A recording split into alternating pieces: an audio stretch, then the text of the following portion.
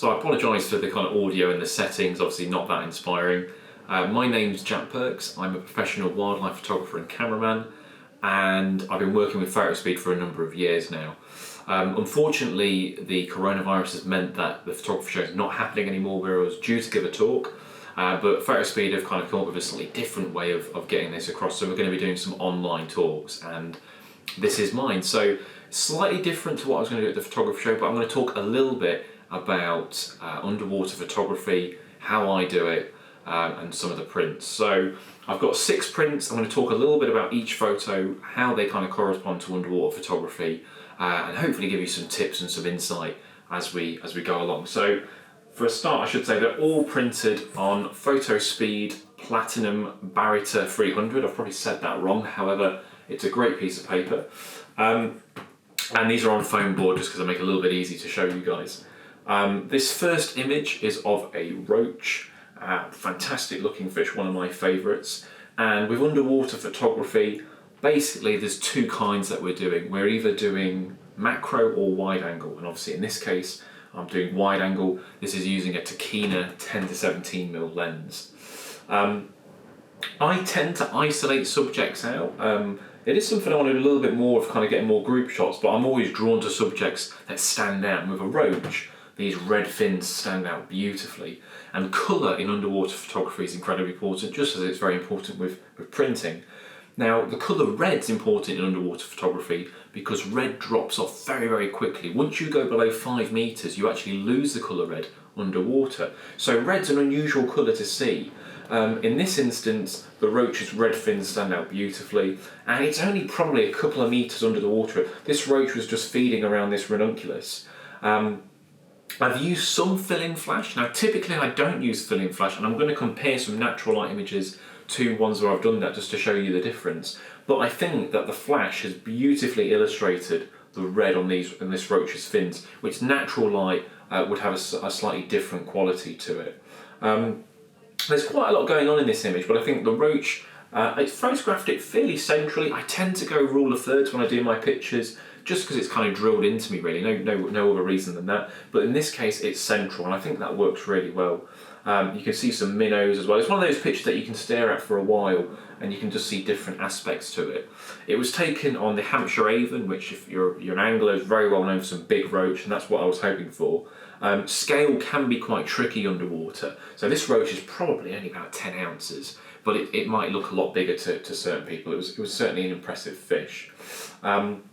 So I was really, really pleased with that shot because I wanted to get a roach behaving naturally, going in and out of the weeds, and I think this adds a little bit of interest. There's something there to show off that kind of image. So I was really pleased with that image of the roach. But as well as the kind of in situ shots, I also do some setup shots. So for example, this is the next one. This is of a pike, and this is actually done in a tank. This is actually done in my shed of all places, and I've got a 6-foot tank, and I'll put fish in there. If you think about it, the amount of rain that we've had, 2019, 2020, it's just constantly rained. I haven't been in a river for months, so rather than sitting at home doing nothing, I'll get hold of fish. People will either catch them for me, I'll catch them, or sometimes even buy them, and I'll put them in the tanks and I'll get kind of detailed shots, and these are brilliant for more kind of close-up shots. Although you can do macro underwater as well, I like to do it in the tank because it just means that conditions aren't as much of an issue, and I've also got a little bit more control on lighting. So whereas the last image I was using strobe, I was using flash, this image is actually taken using LED lights. So I've got a constant stream of lighting on this pike. Being a pike, obviously very predatory, they've got forward-facing eyes, or almost forward-facing eyes. You can actually see that groove along the pike's head, and they use that like a kind of scope to spot prey. This has got something that is the bane of every underwater photographer, and that is backscatter. All these little dots, all the way in the image, are bits of detritus, bits of mud and whatever. And obviously being in a tank, I have got some control. I could get rid of a lot of that, but I actually quite like it. A lot of underwater photographers hate it, but I quite like it because it looks natural. That's what a lot of waterways are like. They've got all this stuff in, and I suppose if I really wanted to, I could clone it out, but life's too short. I'm not going to spend all day cloning all that stuff out. So I don't mind it. I leave it in. I think it works really nicely. But this kind of photography, this setup photography, just means that if the conditions aren't very good for me to go outdoors and do it, or even not very possible, I can still carry on and I can still get some interesting images and slightly different images, and it just broadens my portfolio. So I was really quite happy to get kind of a nice portrait shot of a pike as well. Angle's incredibly important. I mean, you'll notice a lot of these images as we go through them, they're not very deep. I don't do deep images particularly. In fact, I don't really scuba dive very often. The majority of images that I take are done remotely, or they're done with a remote camera, snorkeling. I do scuba dive occasionally, but within the first sort of 10 metres, nearly always. This is because I'm a big fan of natural light. This image, again, small bit of fill-in flash on this mirror carp, but you can see the natural light, those rays just crossing over the fish, and I think that looks fantastic. I really quite like that. We've also got a technique here which is known as Schnell's window, and this is this area here, and it's just a window into the top side, into the dry kind of area. So a blue sky is really, really good for that because it illustrates it quite nicely. I would have liked a bit of cloud there, be kind of everything. We've also got this green ring of vegetation, which is another kind of attractant for the eye, and then it kind of tapers off.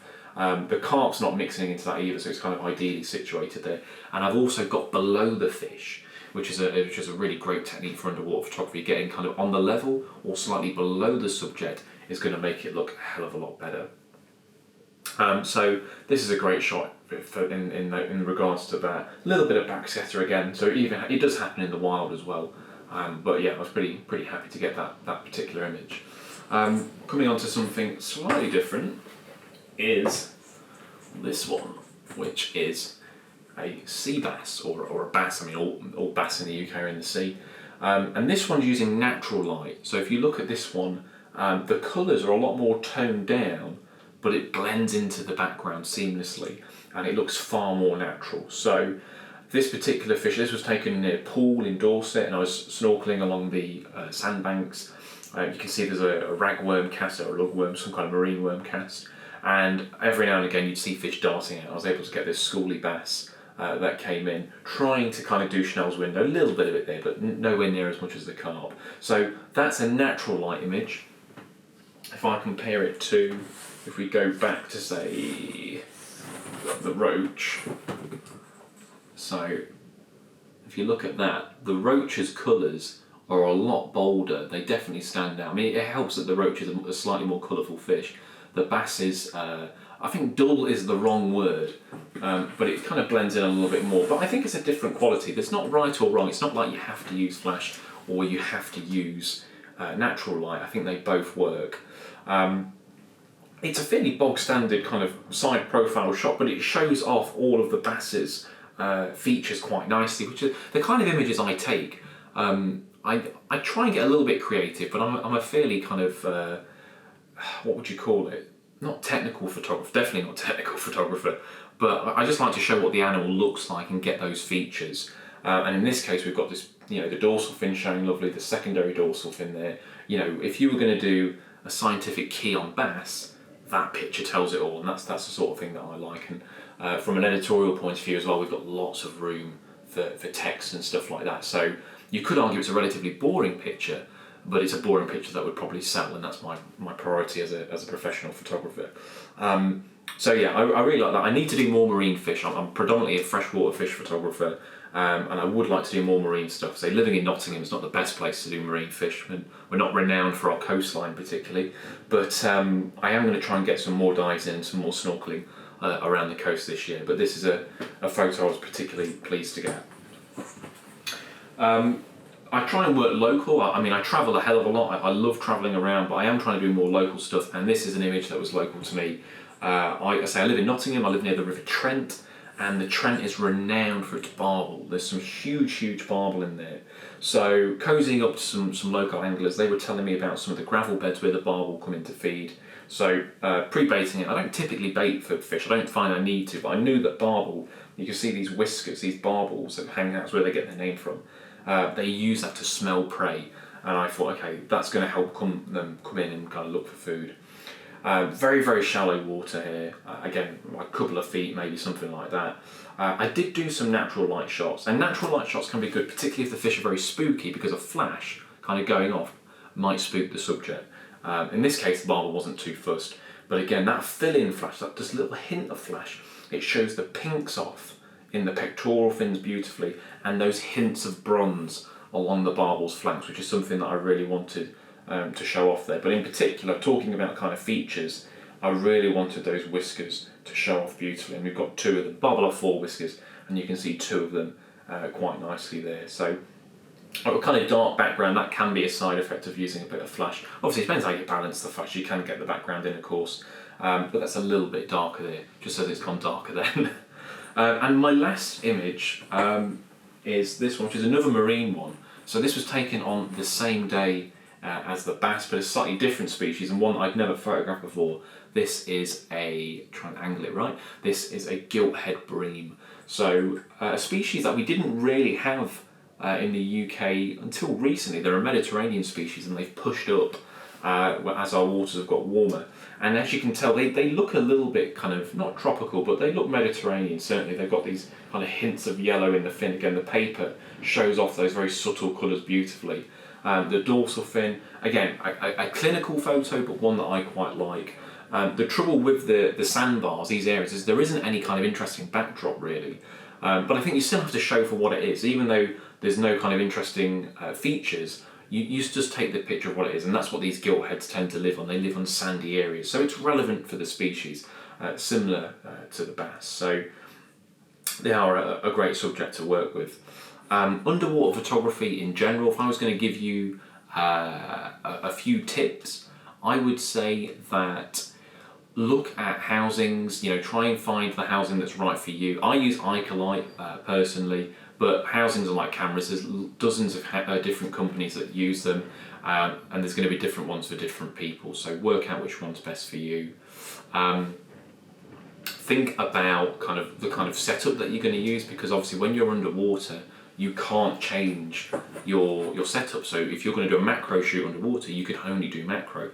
Likewise, if you've got a wide angle, you can't just change your lens, you've got to stick with it. So I tend to find there's a lot more planning in underwater photography, because you've got to make sure that you've got the right piece of kit for the right shoot. And really, I would guess that underwater photography is not, it's not cheap at all. It's quite an expensive hobby, or expensive profession in some cases, but it's incredibly rewarding. You're able to get images that few people really get to see. That's what really draws me to it. So I do general wildlife, I do lots of birds and landscapes and all that kind of stuff, and I love doing that. But the underwater really, really interests me, because it's just a hidden world that most people don't get to see and document, and I feel lucky and somewhat privileged that I get to do that on a fairly regular basis. Yeah, that's pretty much what I've got to say. I'm really, really happy with these prints. Obviously, if you're interested in Fotospeed, as I'm sure many of you who are watching this are, have a look on the website. They've got a huge range of papers. And the photography show, I think, has re-announced for the 19th and the 20th of September. But don't quote me on that, but I think that's the date. They've definitely rescheduled for September anyway, so hopefully that'll go ahead. But yeah, thanks for watching me. Hopefully you got something out of this, and don't forget to kind of like Fotospeed's page, and if you're feeling generous, you can always like mine as well. But yeah, cheers.